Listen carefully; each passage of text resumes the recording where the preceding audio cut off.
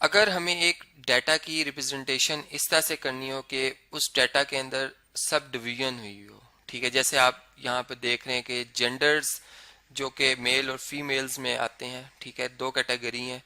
तो अब इनको अगर कंपेयर अब आपस में करना हो, ठीक है, या हर इंडिविजुअल का आपस में कंपेयर करना हो, तो उसके लिए हम जो ग्राफ ड्रॉ करेंगे वो है कंपोनेंट बार चार्ट, या इसे बार ग्राफ कहा जाता है।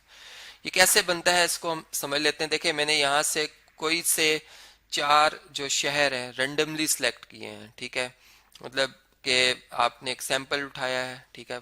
चले हम पंजाब या चले हम पाकिस्तान के कुछ शहरों की बात कर लेते हैं। रावलपिंडी एक शहर है, ठीक है, पिशावर है, सरगोदा है, लाहौर है।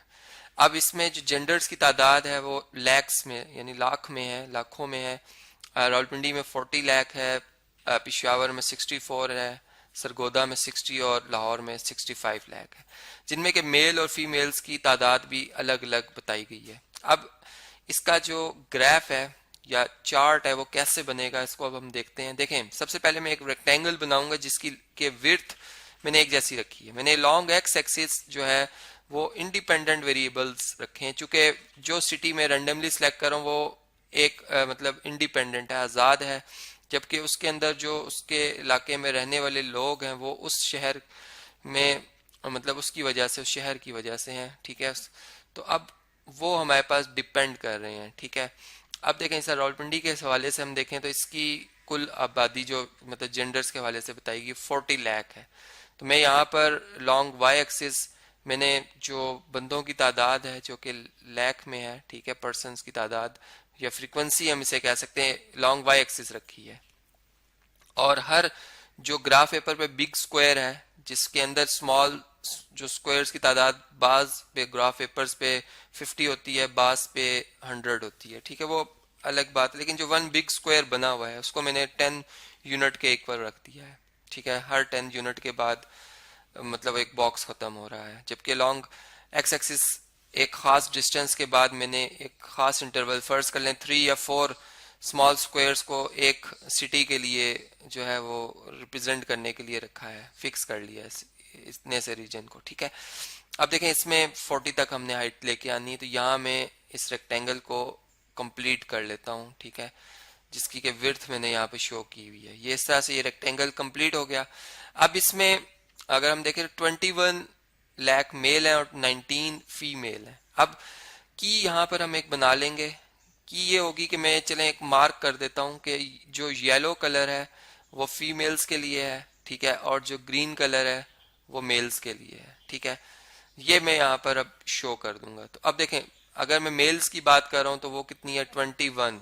अगर 20 से लेकर 30 तक के 10 इक्वल पार्ट्स किए जाएं तो आफ्टर वन पार्ट ये 21 को शो हो जाए कर देगा, ठीक है। यानी यहाँ तक जो मेरा रीजन है इसे मैं ग्रीन कलर कर देता हूँ, ठीक है, यहाँ पर इसे मैं ग्रीन कलर कर देता हूँ। और जो रिमेनिंग पोर्शन है जो कि 19 लाख को रिप्रेजेंट कर रहा है, इसमें मैं येलो शो कर देता हूँ, ये फीमेल्स को रिप्रेजेंट कर। तो इस तरह से एक तो इस रावलपिंडी की मतलब पूरी जो स्ट्रेंथ है या आबादी वो पता चल रही है, और फिर इसमें मेल और फीमेल इंडिकेट हो रहे हैं। इसी तरह हर सिटी की जो बार ग्राफ है, वर्टिकल बार ग्राफ, वो मैं भी ड्रॉ कर लूंगा और फिर हम इस पे मजीद इसकी इंटरप्रिटेशन पे बात करते हैं।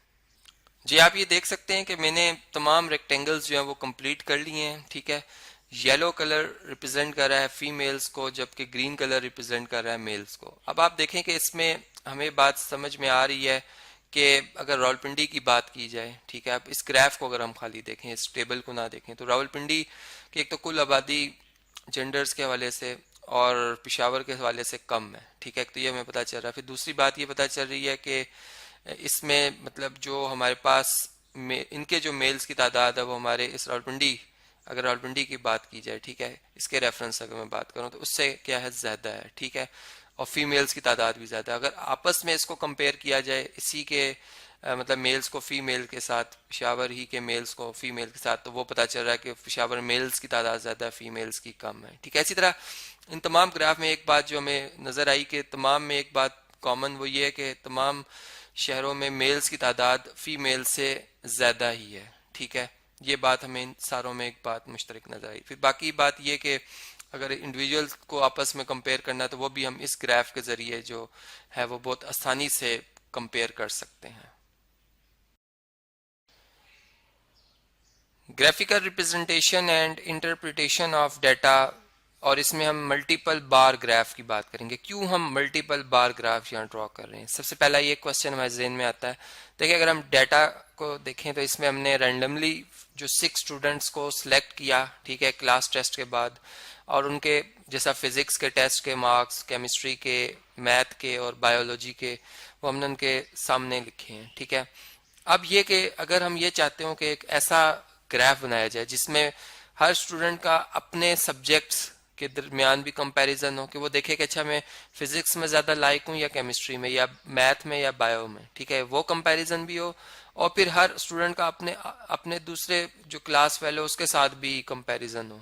तो इस किस्म का जो अगर हम ग्राफ बनाना चाहते हैं तो वो फिर हमारे पास मल्टीपल बार ग्राफ होता है, जिसमें कि हम एक रेक्टेंगल के अंदर डिफरेंट कलर्स से जो सब्जेक्ट हैं हर स्टूडेंट के उनको रिप्रेजेंट करेंगे। जैसे फर्ज करें मैं कहता हूं कि मैं कलर जो फिजिक्स के लिए रख रहा हूं वो होगा पिंक, ठीक है।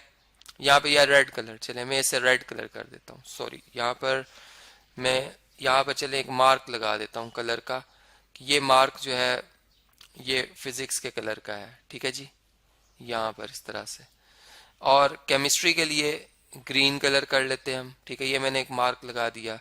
इसी तरह पर्पल कलर मैथ के लिए है, और जो वाइट कलर है वो बायो के लिए है, ठीक है। ये मैंने कलर अलॉट कर दिया। अब मैं रेक्टेंगल के अंदर ये कलर्स जो है वो शो करूंगा, और उससे हर बच्चे का कंपैरिजन होगा दूसरे के साथ भी, ठीक है। तो चलें ग्राफ की तरफ चलते हैं। अब इसमें चूंकि 2 वेरिएबल होते हैं हर ग्राफ के जब भी हम इसे ड्रॉ करते हैं, ठीक है, एक डिपेंडेंट वेरिएबल होता है, एक इंडिपेंडेंट वेरिएबल होता है, ठीक है।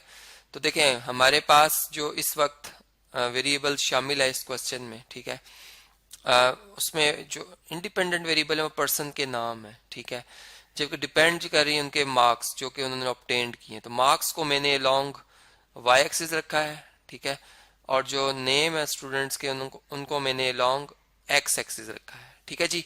अब देखें जैसे ये मैंने एक स्केलिंग इस तरह से की थी कि एक जो बिग स्क्वायर है उसको मैंने एहसन के लिए अलॉट किया, फिर इसमें कुछ 5 स्मॉल स्क्वायर्स का गैप छोड़कर फिर एक बिग स्क्वायर बिलाल के लिए, फिर 5 स्मॉल स्क्वायर छोड़कर एक बिग स्क्वायर अली के लिए। मतलब जो रेक्टेंगल है जो होल एक इंडिविजुअल पर्सन को रिप्रेजेंट कर रहा है उसकी विड्थ तमाम पर्सन के लिए एक जैसी रखी है यहाँ पर, ठीक है, हर एक के लिए एक एक वन बिग स्क्वायर है। लेकिन जो गैप है बीच में वो मैंने मतलब 5 यूनिट स्क्वायर आप यूनिट रखते 5 स्मॉल स्क्वायर रखा हुआ, यहाँ भी इक्वल रखा गैप, ठीक है। अब देखें सबसे पहले फिजिक्स में एसन के 45 है, तो यहाँ पर मैं चूंकि 4 सब्जेक्ट्स हैं मैं इस पोर्शन को 4 बराबर हिस्सों में डिवाइड कर दूंगा इस तरह से, ठीक है। अब इसमें जैसे एसन के मार्क्स हैं अगर हम देखें तो वो कितने हैं जी 45 हैं, ठीक है।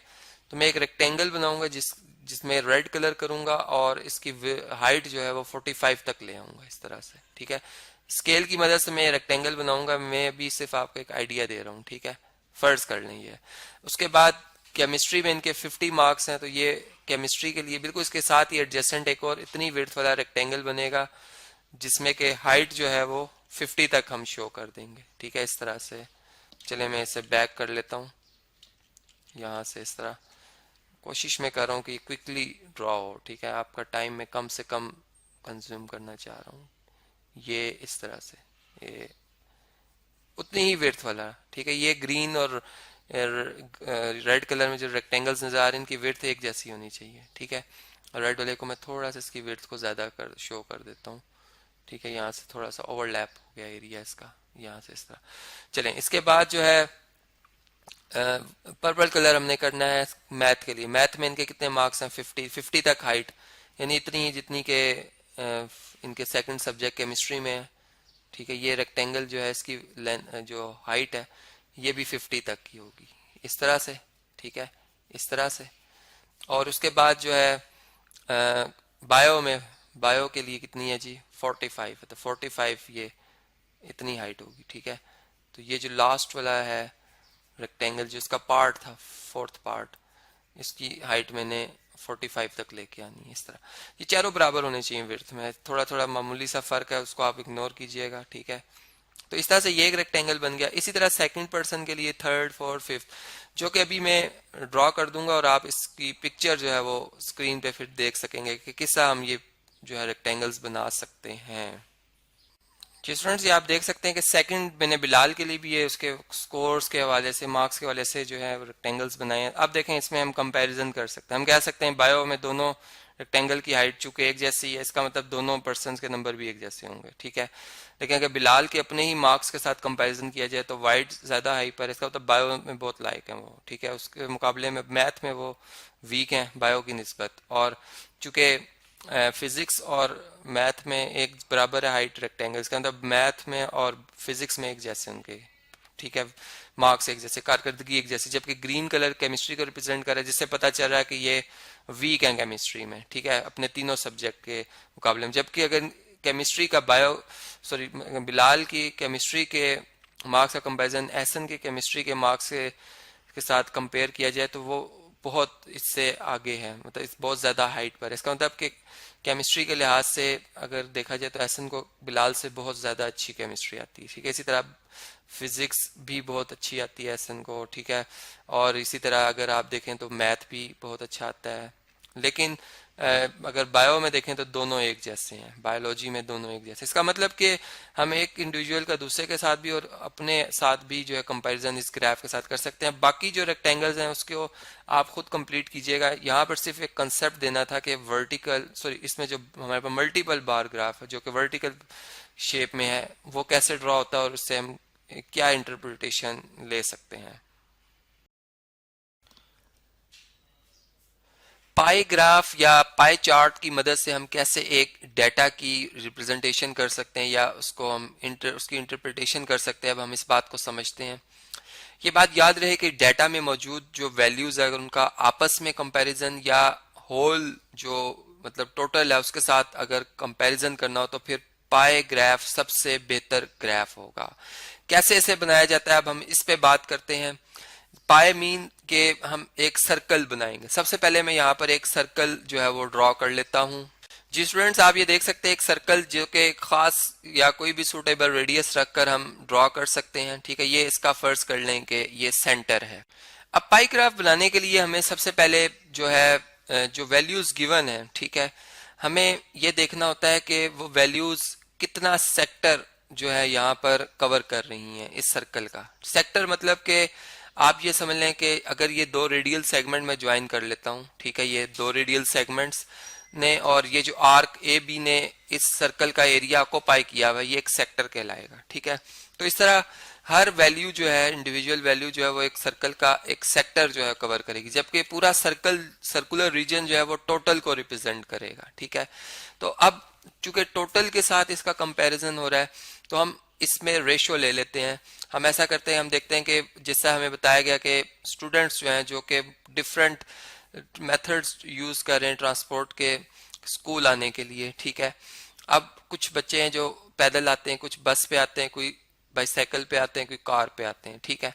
तो अब हमने उनका ये कंपैरिजन करना है कि टोटल के साथ कितने बच्चे जो हैं वो वॉकिंग करते हुए आ रहे हैं या बस पे आ रहे हैं, ठीक है। जैसे फर्ज करें अगर मैं 125 जो कि वॉकिंग स्टूडेंट्स हैं, वॉक करके जो आते हैं, इनको अगर डिवाइड कर लूं या इनका कंपैरिजन कर लूं 500 के साथ, तो ये फोर्थ पार्ट है। चूंकि देखिए 125 को अगर ऐड किया जाए 125 में तो ये 250 और 250 और 250 500 होता है, ठीक है। यानी 1/4 ये हमारे पास फ्रैक्शन आती है। या इसको अगर चूंकि ये जो एक सर्कल है इसके सेंटर के साथ अगर एक कंप्लीट रोटेशन की जाए या एक अगर एंगल देखा जाए सेंटर के साथ तो ये 360 डिग्री का बनता है, ठीक है, जिसे कंप्लीट मतलब रोटेशन भी कहा जाता है, रेवोल्यूशन भी कहा जाता है। तो हम देखते हैं कि 360 डिग्री का फोर्थ अगर पार्ट लिया जाए तो वो कितने डिग्री बनता है, ठीक है। तो यहाँ से 4 के टेबल से 4 9 टाइम और 4 0 टाइम 0 और 4 9 टाइम 36, तो ये 90 डिग्री बनता है। इसका मतलब 90 डिग्री का जो रीजन है सेंट्रल एंगल जो सेंटर के साथ बनेगा, रेडियल सेगमेंट अगर फर्ज करें यहाँ से स्टार्ट हो रही है, मैं कंपास की मदद से 90 डिग्री का एंगल बनाऊंगा या प्रोट्रैक्टर रख कर देख लूंगा कि कहाँ पे 90 डिग्री बन रहा है, ठीक है। और उस प्रोट्रैक्टर की मदद से यहाँ पर मैं इस तरह से एक रीजन जो है वो शो कर दूंगा, जो कि वॉकिंग जो करते हुए बच्चे स्कूल आ रहे हैं उनको मतलब रिप्रेजेंट कर रहा है, उनकी तादाद को रिप्रेजेंट कर रहा है। ठीक है, इस रीजन को मैं थोड़ा सा लाइट सा शेड भी कर देता हूँ ताकि ये मुनफरिद हो जाए दूसरों से। ठीक है, इस तरह से ये यहाँ पर इस तरह। ठीक है जी। अब इसके बाद जो इसे नेक्स्ट है हमारे पास वो है बस। अब बसेस में जो बच्चे आ रहे हैं, ठीक है, वो कितने हैं, 250 हैं आउट ऑफ 500, मतलब आप समझ लें कि हाफ स्टूडेंट्स हैं, टोटल का हाफ बनता है। ठीक है, और अगर 360 का हाफ कर लिया जाए टाइम्स 360 डिग्री अगर इसका देखा जाए तो ये हमारे पास कितना बनता है जी, ये हमारे पास बन जाएगा 360 का हाफ 180 डिग्री।